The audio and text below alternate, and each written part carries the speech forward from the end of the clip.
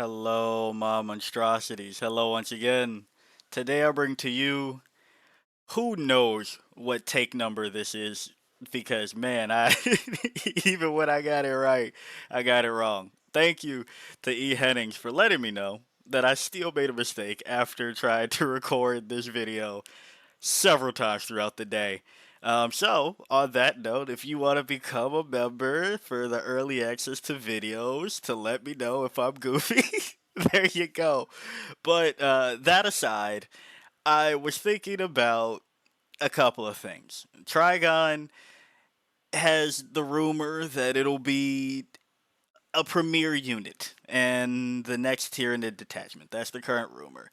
And while I want that to mean that Jormungandr comes back in the way that it was, I'm also worried that that means that it won't and it will be some keyword nonsense. But while we're talking about the past, I remembered talking about the past recently, where I looked at Synaptic Nexus and I would like for them to drop each synaptic imperative can only be selected once per battle. I would like to be able to just pick one every round. And I can understand why they might be scared to do so because synaptic augmentation I can't, yep, it's this one of these days. Synaptic augmentation will give you a 5-up invulnerable save for the entire game for everything in synapse range, which is a step closer towards Old Crusher. And I think they don't want to recreate that. But while I was talking about this to myself, there's another thing that I recently talked about where this comes from you all, but also something I talked about too. So sometimes one data sheet just isn't good by itself. But if you take three of them, it's a lot better. We see that with the Norns. It's hard to really convince some people to take one Norn. Once you get two or three going, it becomes a problem for your opponent. And I made a video for Chaos Knights that um, kind of passed on the advice that I received that maybe, just maybe, the Toxic Ring could be better if you take three of them, right? You take three of them, get that aura affecting a couple of units, do some mortals. They have to get rid of them. And funny enough, I think that this can apply to a unit that used to terrorize people back in the day, the Harpy. Yeah, for 215 points, there's a chance that you take three of these. That's 36 wounds, 645 points, to drop a whole lot of Spore Mine Cyst on people. Now, again, this probably won't happen. I shouldn't say again because I didn't say it in this take. You will never see that take, apparently. Um, but this is all for fun. This is all for fun. I know I'm saying this late into this recording. Hopefully, this is the one that sticks. But this is just a fun idea if you are from the olden days with these models in spares and thinking maybe, just maybe, you run that old list again. And now, mind you, not this list, but something similar, right? So if you take three Harpies, you have three times D6 plus one hitting on 2712. Blast twin linked, because that's probably the gun you're going for. Spore Mine Cyst, each time this model ends a normal move, you can select one of the following. Select one enemy unit it moved over during that move and roll 6d6. For each 3-up, that unit suffers one mortal wound. That means there is a possibility that one unit could take 18 mortal wounds. It's very unlikely, but it's possible. You also have add one new Spore Mine unit containing D3 models to your army and set it up anywhere on the battlefield that is wholly within 6 inches of this model and more than 9 inches horizontally away from all enemy units. Thank you again to E. Hennings. You cannot select this option for more than one model per turn. So, in combination with a Bioform, you can have 2 Spore Mine units spawn per turn. But if you Just take 3 Harpies, you can do the aforementioned bomb run and still have some shooting. Now, uh, is that great for 3 units, 645 points to have 0 OC? Not really.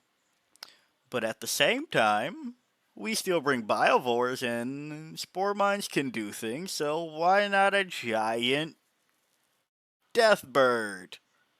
I just like the Harpy, okay? Just saying again, this is for a fun idea. If somebody really wants to bring it back. And on this same vein of models that are and units that are paying for the sins of previous editions, of course we have to talk about the Hive Guard. Now for this, we're looking at the Impaler Cannon. Heavy, indirect fire, 36 inches, hidden on 4s because it's indirect fire, but 4 attacks each, 5-1-1. Don't really care about defensive stance too much, but 200.6 models. 7, 3, 4. T7, 3 up, save, 4 wounds, right?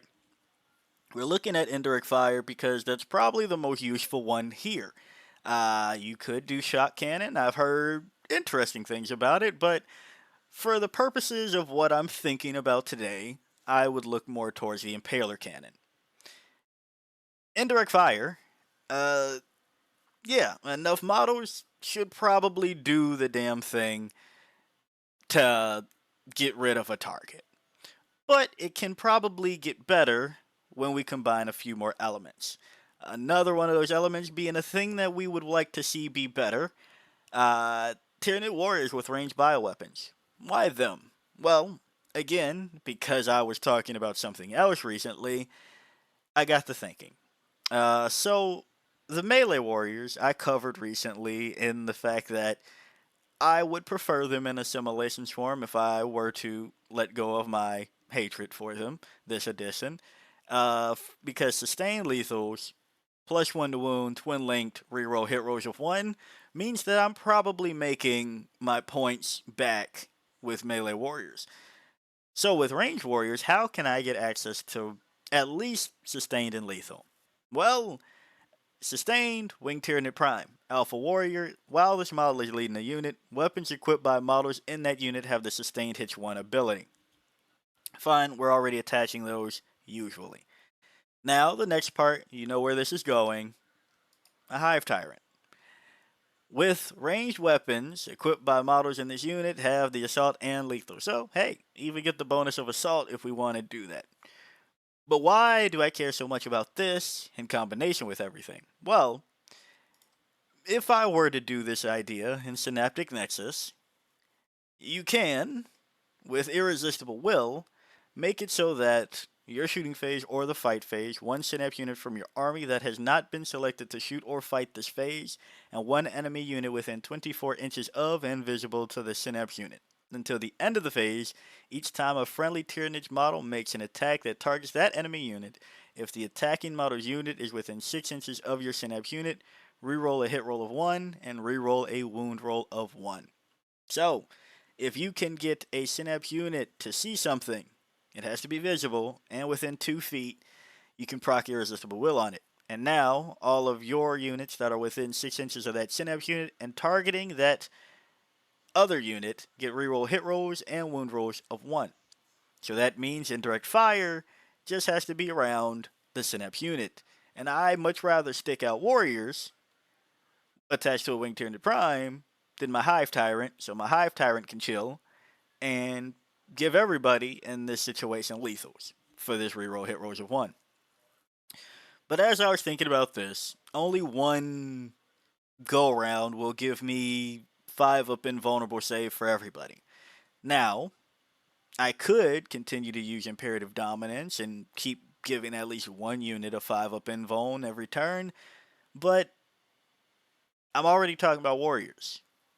And if I want 5 up invuln in spades, you could give up the rerolls for Warrior Bioform Onslaught. Warrior Bioform Onslaught makes it so that warriors and Wing Tyranid Prime units have a 5 up invulnerable save. And, you know, we can get +1 to hit with an enhancement, -1 to be hit.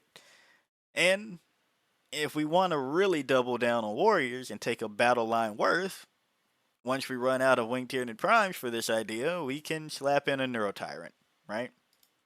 And that Neurotyrant can give a unit +1 to hit, and if it's against a Battle Shock target, possibly the Shadow and the Warp turn, +1 to wound. So, sustained. I'm sorry, no sustained.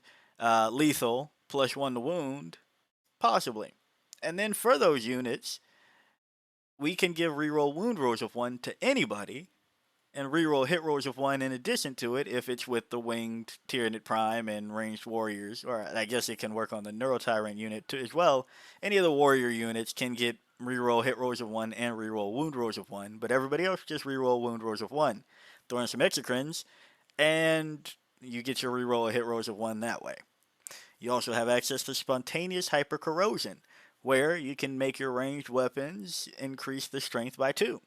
So maybe you fall out of lethal range, you can now take your Hive Guard to strength 7, or this Harpy twin Stranglethorn cannon to strength 9. Now, here's the other pros and cons. For a lot of these guns, we're talking about AP1. AP1 doesn't really stick. So, in Synaptic Nexus, yeah, the rerolls is helpful. But the other thing that might be a point for doing this in Warrior Bioform Onslaught is that with Parasitic Payload, you can make a ranged bioweapons warrior unit have ignore cover. And whatever they hit, strips cover. That's pretty nice. And on top of that, if we're sticking our necks out for these, warriors to proc these things, if they get shot at and there's some endless multitude around, they can do the whole strength greater than toughness -1 to wound business. And if they lose a model, restorative impulse. So, there's some things going for Warrior Bioform Onslaught with this idea of reliving Tales of Old. And it makes them battle line again. Or I guess I should say troops, right? So, you have that, and while we're worried about things like playing the game, you at least have synaptic micronodes to give you some sticky with your warrior unit. So, I mean, that's something, right? Something's better than nothing.